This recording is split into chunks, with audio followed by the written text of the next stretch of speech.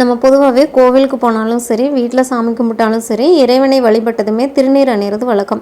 நாம் திருநீர் அணியருக்கு பயன்படுத்துகிற விரல்களை பொறுத்து அந்த பலனானது அமையும்.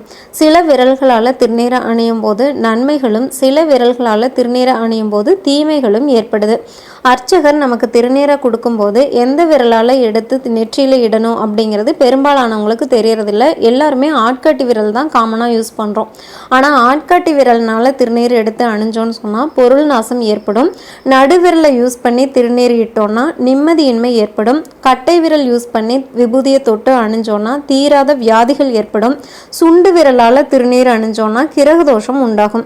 மோதிர விரலால் திருநீர் தொட்டு அணிஞ்சோன்னா மகிழ்ச்சியான வாழ்க்கை கிடைக்கும். அதே மாதிரி ஒரு சிலவங்க பார்த்தீங்கன்னா மோதிர விரல் கட்டை விரல் ரெண்டையும் சேர்த்து திருநீர் எடுத்து பூசுவாங்க.